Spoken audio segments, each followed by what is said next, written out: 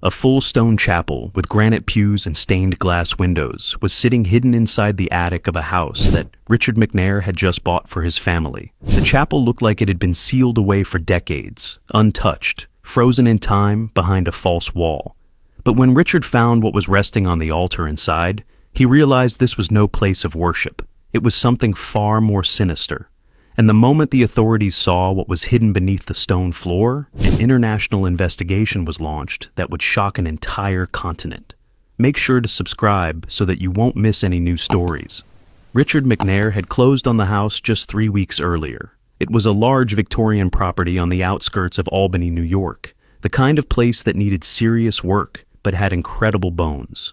Richard and his wife Sandra had bought it well below market value precisely because of its condition. The roof needed patching, the plumbing was ancient, and the previous owner, an elderly woman named Margaret Holloway, had passed away with no surviving family. The estate had sat empty for almost 2 years before Richard scooped it up at auction. The first 2 weeks were spent on the ground floor. New kitchen cabinets, fresh drywall, basic electrical upgrades. But Richard had been putting off the attic. The real estate agent had warned him that the upper level was in rough shape, rotting beams, crumbling insulation, and walls that had been patched so many times they barely held together.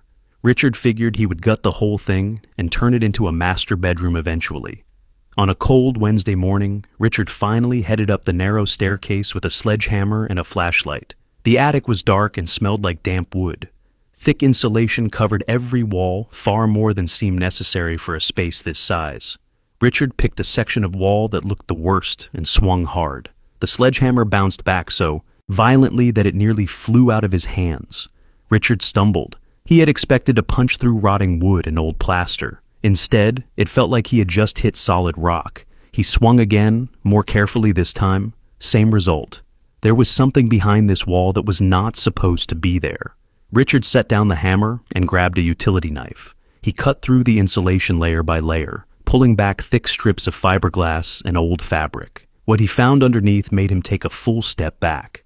A pair of heavy iron doors, rusted at the hinges but still intact, were embedded directly into a stone frame. This was not part of the house's original construction.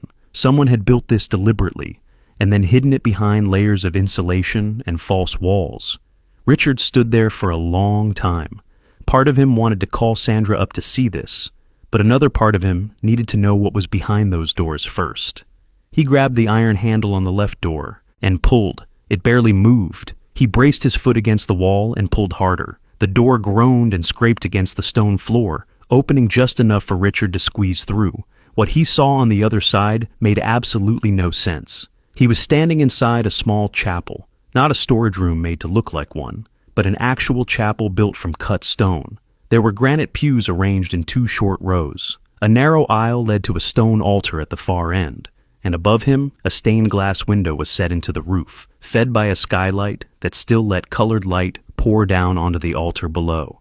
Reds, blues, and golds splashed across the stone walls. The air smelled old but clean, like dust and dried wood. Richard walked slowly down the aisle, running his hand along the top of a pew.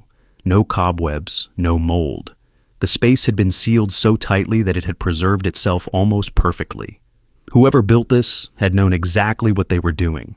At the altar, Richard found 2 objects. The first was a golden chalice, polished and heavy, sitting in the center of the stone surface. The second was a leather-bound book, thick with age. Its cover cracked, but the pages inside still readable. Richard opened it carefully. The first page had a date, March 14th, 1979. Next to it, a location, Lyon, France. Below that, a short description written in tight, careful handwriting. The entry described an object, its dimensions, its origin, and what appeared to be a shipping route. Richard flipped through more pages. Every entry followed the same format: a date, a European city, and a detailed description of an item: Paris, Rome, Vienna, Madrid, Munich. The entries spanned decades. The most recent one dated just 6 years ago. Richard closed the book. His hands were trembling. He had no idea what any of this meant, but he knew it was not normal.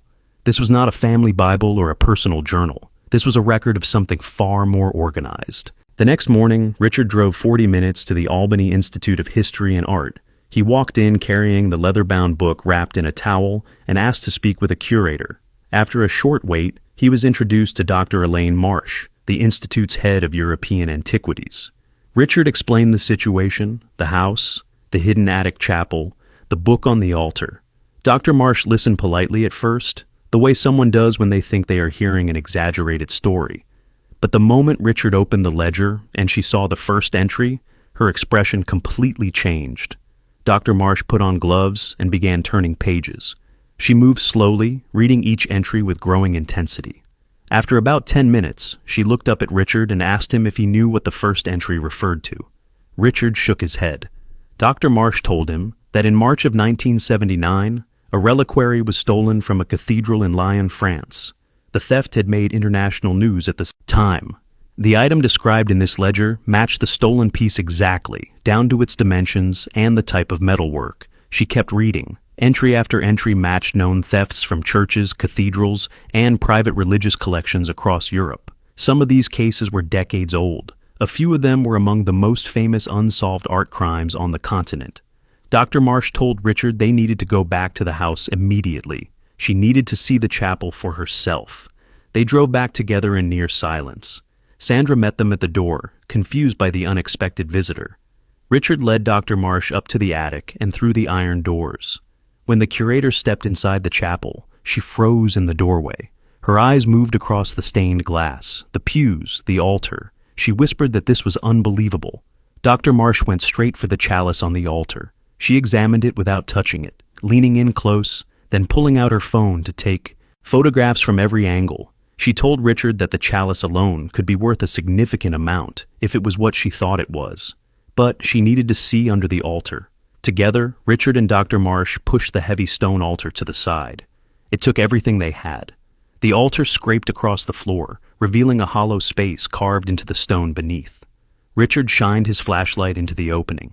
Inside were objects wrapped in cloth and old linen, crosses, chalices, small wooden boxes with brass fittings, and one item that made Dr. Marsh grab Richard's arm. It was a large, ornate cross, darkened with age but unmistakable in its craftsmanship.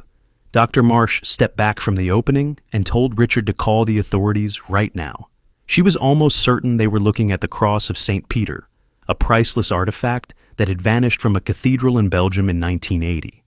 Interpol had been searching for it for over 4 decades. Richard made the CIUF call. Within 2 hours, the house was surrounded by federal agents. The FBI arrived first, followed by representatives from Interpol's Works of Art division, who flew in from Washington the next day. The attic was sealed off. Every item in the chapel was photographed, cataloged, and carefully removed by specialists wearing gloves. Over the following week, investigators confirmed what Dr. Marsh had suspected. The chapel was not a place of worship. It was a vault, a meticulously designed hiding spot for stolen religious artifacts from across Europe. The stained glass, the pews, the altar, all of it had been staged to blend stolen relics into a sacred setting. Everything hidden in plain sight, disguised as decoration in a private chapel that no one was ever meant to find. The ledger turned out to be the most damaging piece of evidence. 45 years of entries documented thefts from cathedrals in 7 countries. Dates, methods, transport routes, and contacts were all recorded in the same careful handwriting. When forensic analysts compared the handwriting to documents on file, they got a match. The house's previous owner, Margaret Holloway, had lived in Albany for over 30 years. To her neighbors, she was a quiet, unremarkable woman who worked as a librarian at a local branch. She kept to herself, never had visitors, and was known for being polite but distant. No one would have ever suspected her of anything. But Interpol knew her by a different name.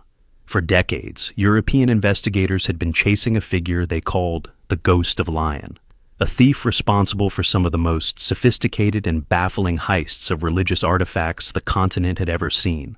The ghost never left fingerprints, never tripped an alarm, and never made a mistake. Every trail went cold, every lead dried up.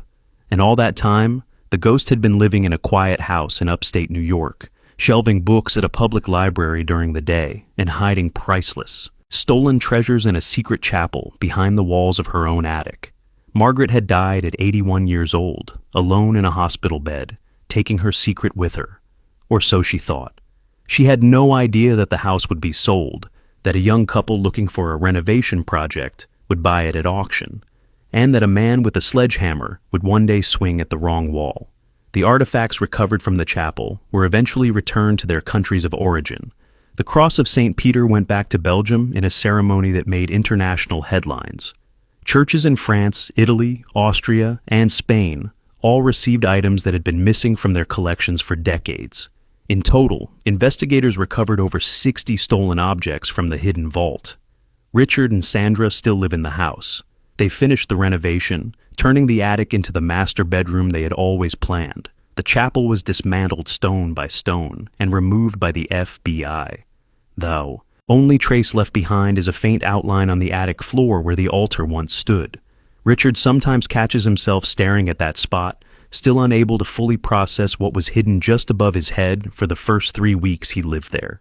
A librarian, a secret chapel, and 4 decades of stolen history, all sealed behind a wall that nobody was ever supposed to open.